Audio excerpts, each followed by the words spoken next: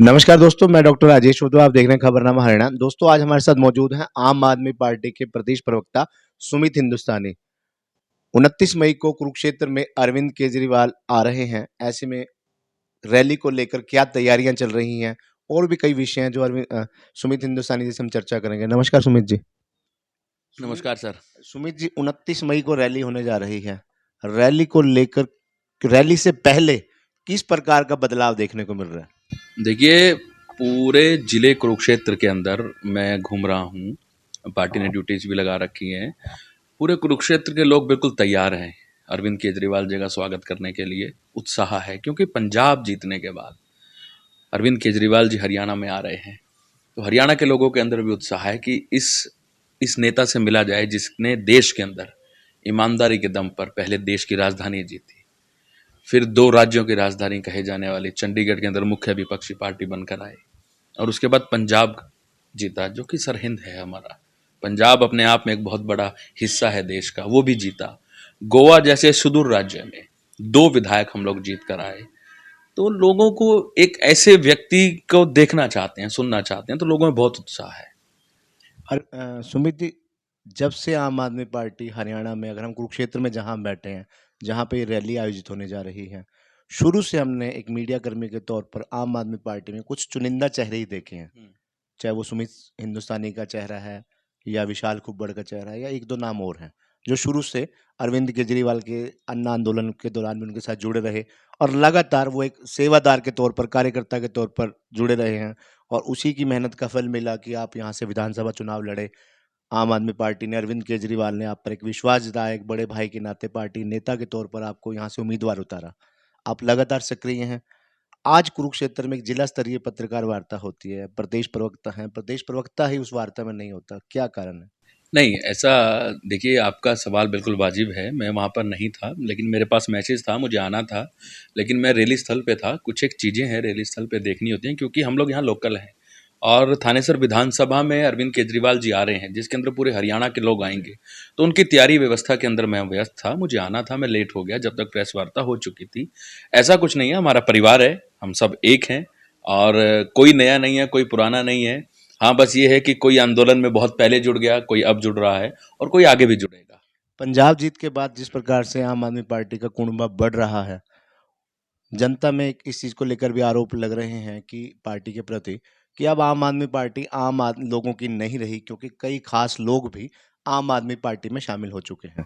नहीं, देखो, मतलब जो लोग हम पे आरोप लगाते हैं, उनकी नज़र में आम आदमी वही है जो दिन रात मेहनत करता रहता है, जो साइकिल चलाता है, जो रिक्शा चलाता है, जो ऑटो चलाता है, जो मजदूरी करता है, वो आम आदमी है।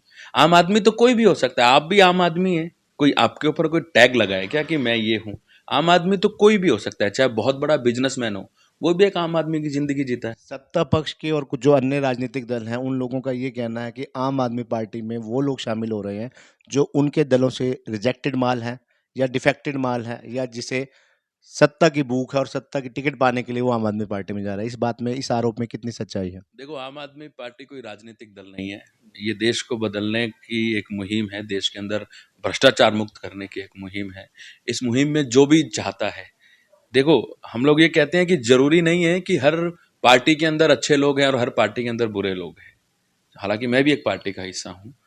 जिस पार्टी में जो अच्छे लोग हैं, अगर उनको उस पार्टी में घुटन महसूस हो रही है, वो समाज का, प्रदेश का, अपने एरिया का भला करना चाहते हैं, परंतु उनको उनके ऊपर दबाव बनाया जा रहा है और वो नहीं कर जा रहे, और वो चाहते हैं कि बदलाव किया जाए, तो उन सबका आम आदमी पार्टी में स्वागत है। और आम आदमी पार्टी तो विकल्प है। देश के अंदर 2 राजनीतिक पार्टियों ने हमेशा से राज किया, चाहे कांग्रेस पार्टी हो चाहे भाजपा हो। अगर इन लोगों ने अच्छे से राज किया होता तो आम आदमी पार्टी को क्यों बनाना पड़ता? अरविंद जी को नौकरी क्यों छोड़नी पड़ती? और बहुत से साथी हैं जिन्हें नौकरी छोड़नी पड़ती। मैं भी नौकरी छोड़ के राजनीति में क्यों आता? मैं अच्छी खासी नोएडा में जॉब कर रहा था। इन लोगों ने हमारे साथ वादा खिलाफी करी, हमारे साथ गलत सलूक किया देश की जनता के साथ। तो देश की जनता के कुछ लोग इकट्ठे हुए, उन्होंने अपनी पार्टी बनाई, इस आंदोलन को आगे लेके चल रहे हैं हम। 2 दिन पहले सोशल मीडिया पर आप द्वारा एक वीडियो जारी किया गया था कि रैली को लेकर शहर भर में फ्लैक्स लगे हैं लोगों को निमंत्रण देने के लिए। कुछ लोगों द्वारा, अज्ञात लोगों द्वारा फ्लैक्सों को फाड़ दिया गया, नुकसान पहुंचाया गया, और आप द्वारा एक आरोप लगाया गया कि ये विपक्ष की कार्रवाई है। कल फिर एक मैसेज जारी किया गया कि आपकी विधायक सुभाष सुधा से बात हुई। विधायक सुभाष सुधा ने इस बात को लेकर निंदा की है। तो ऐसे में कहीं न कहीं इस बात को लेकर भी चर्चा है कि जहाँ विपक्ष पर आरोप लग रहे हैं या सत्ता पक्ष पर आरोप लग रहे हैं, एक आरोप कहें या अफ़वाह कहें ये भी है कि पार्टी के ही कुछ लोग हैं जिन्हें शायद आप लोगों के ही चेहरे पसंद नहीं हैं। शायद ये शरारत उनकी भी हो सकती है, अपनों को ही शरारत हो सकती है। क्या इसमें भी कुछ सच्चाई है इस अफ़वाह में भी?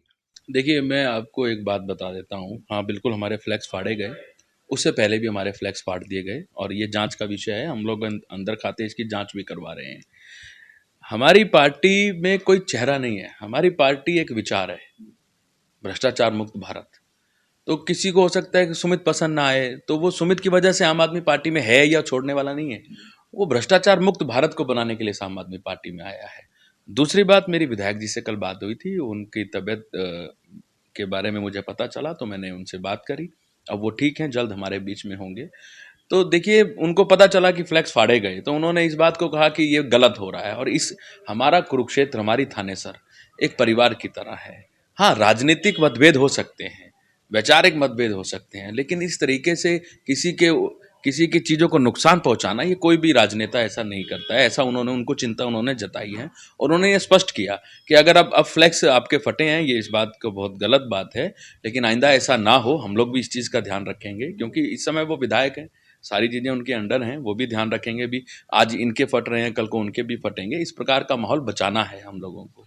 तो इसको सुमित लेके बात हुई सुमित थी। जी, आप प्रदेश प्रवक्ता हैं, शुरू से अरविंद केजरीवाल के साथ जुड़े हैं और आप जो लोग पार्टी में शामिल हो रहे हैं, आपके नेतृत्व में भी काफ़ी लोग पार्टी में शामिल हुए हैं। कहीं न कहीं आप भी इस बात को मानते होंगे कि काफ़ी चेहरे ऐसे भी पार्टी में शामिल हो रहे हैं, जो सिर्फ़ और सिर्फ़ टिकट पाने के लिए शामिल हो रहे हैं कि मुझे पार्षद का चुनाव लड़ना है, चेयरमैन का चुनाव लड़ना है या पंचायत सरपंच का चुनाव लड़ना है या एमएलए का चुनाव लड़ना है।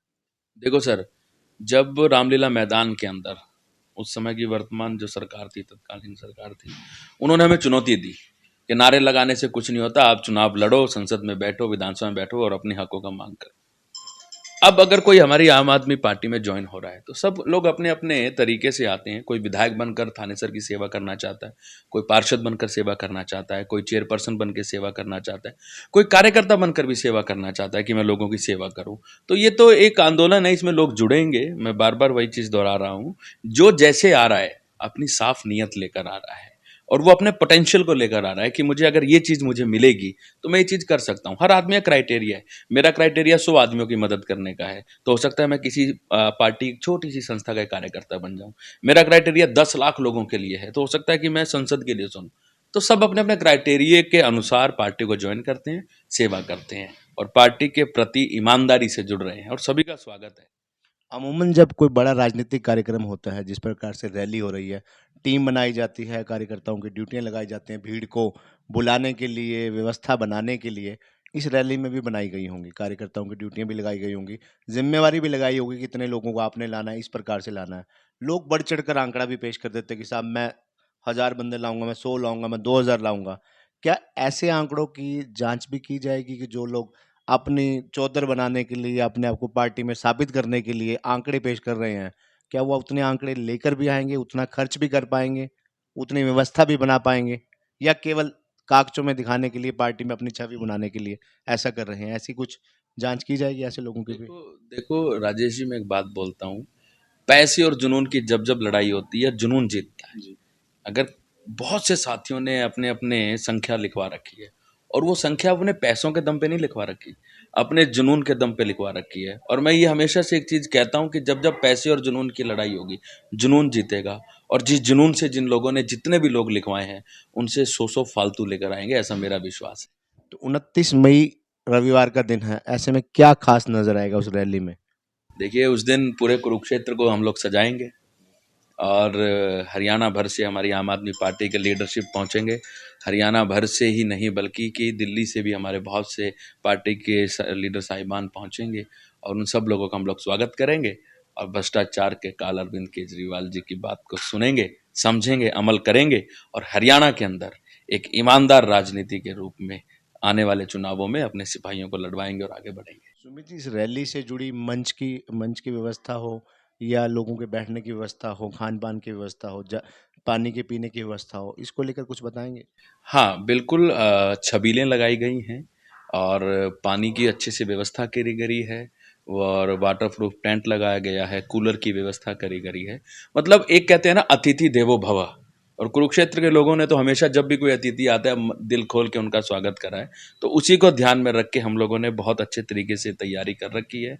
हमारे जोन के अध्यक्ष डॉक्टर बालकृष्ण कौशिक जी, संगठन मंत्री सुखबीर चहल, विशाल खुब्बर जी, जवाहरलाल गोयल, मेवाराम आर्य, परवीन चौधरी और भी बहुत से साथी हैं। हमारे प्रदेश के सह प्रभारी दिनेश प्रताप सिंह जी, अनुराग ढांडा जी जो हमारे ऑब्जर्वर हैं, और हमारे इस प्रदेश के संगठन मंत्री हमारे प्रवीण प्रभाकर जी। तो और बहुत बड़े लीडरशिप आज शाम को यहाँ पर पहुंचेंगे, मुआयना करेंगे, पूरा रूट मैप बनेगा। मतलब हम ये चाहते हैं एक व्यक्ति अपने घर से अगर एक कदम चलकर भी हमारी रैली स्थल पे आया है तो हमारा अतिथि है, और अतिथि को हम परेशान ना होने दें। रैली में लगभग कितने लोगों के पहुंचने की संभावना है? कम से कम 1 लाख प्लस। तो हम मान सकते हैं कि ये रैली आने वाले दिनों में हरियाणा में एक बदलाव में मील का पत्थर साबित होगी। इस रैली का नाम ही रखा है, आओ मिलकर बदलते हैं हरियाणा। अब लोग कहेंगे कि ये क्या हरियाणा बदल रहे हैं।